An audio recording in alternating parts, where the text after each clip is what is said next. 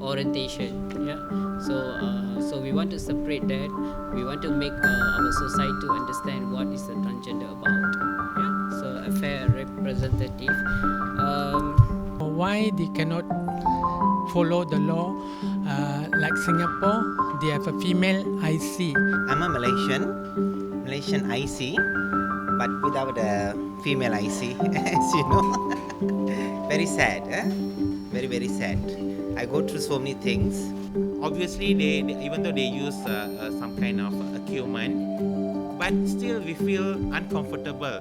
Having a female IC going to overseas and performing in Australia, in UK, and Swiss, so many other countries. I go to India also and perform. And I go through a lot of hassle, and when I get there in that country, the immigration straight away ask me, you look very feminine, and why is it your passport is feminine and male, and you look very feminine.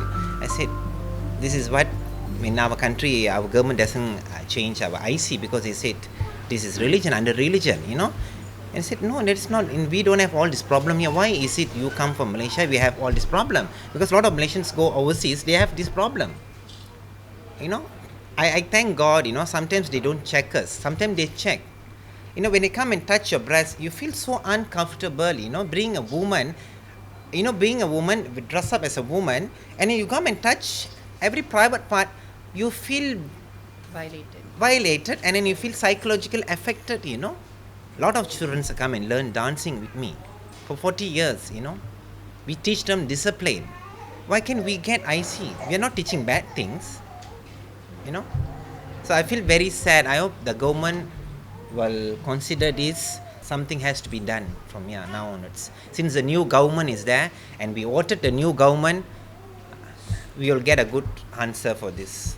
We do have our religious processes. If you're a Hindu and if you have identified yourself as female from a very young age, it's a calling. So what happens is you have to do the Mata Puja, and during the Mata Puja there are signs that shows without you are allowed to go for the sex reassignment surgery. There is special prayers. It's a very holy thing to transition. The Hindu religion actually accepts it, and once you have undergone your sex reassignment surgery or castration, you are actually female and you can get married to a man. And that is why Hindu temples allow such marriages. So when we have the rights of propagating our religious rights, then it's a question mark why transgender people, those who are Hindus, have to go through a lot of legal processes to attain a court order to change the gender marker on the IC. We adopt children, but end of the day, because the gender marker on the IC shows that we are male and the public sees us as a male person, it will affect the child. I also encourage our Ministry of Health. Yeah, for me, transgender community should park under Ministry of Health. It's not under the Ministry of Religious. Yeah, gender is about health. Gender is not about religious. They took transgender woman issue as a moral issues. They didn't see as a medical needs. Yeah. So that is sad. So I would like to propose or request for our Ministry of Health to look at that. We actually created a manual for the study of sexual orientation, gender identity and expression.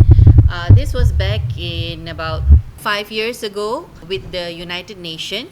And we did a proposal for the Ministry of Education and the Ministry of Health to consider bringing this education in, but we were actually told that this is going to advertise or it's going to promote being LGBTIQPA.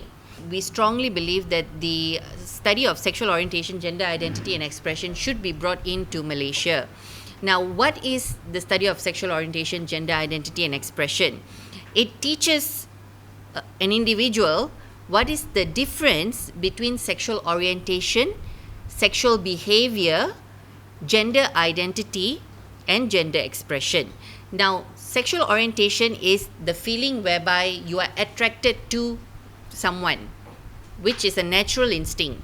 You are either attracted to someone of the opposite gender, or you're attracted to someone of the opposite sex. International health institutions, which have been doing research for many, many years on mental health, who can actually cite the existence of people who are born with androphilic brain, which are attracted to male, and people who are born with gynophilic brain, which is attracted to female. Commonly, cisgender women are born with the androphilic brain, so they are attracted to men. And commonly, cisgender men are born with a gynophilic brain, that's why they are attracted to women. But then again, there are men who are born with androphilic brain, and there are women who are born with gynophilic brain, and that's why they are attracted to the same sex.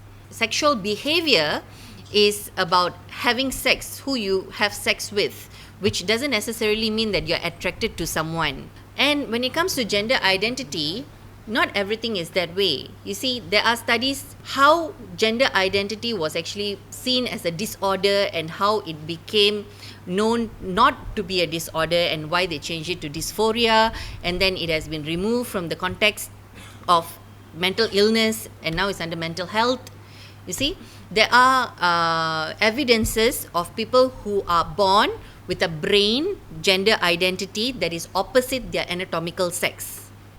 We are being represented by non-LGBT community, by doctors and by religious officers who do not have a specialization in gender. They don't even understand what gender dysphoria is. They just read the DSM and then they just conclude that it's a mental illness.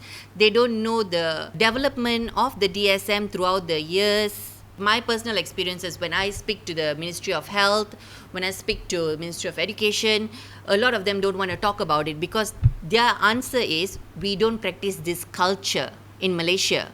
Can I ask, academic research evidences from WHO, what culture is this?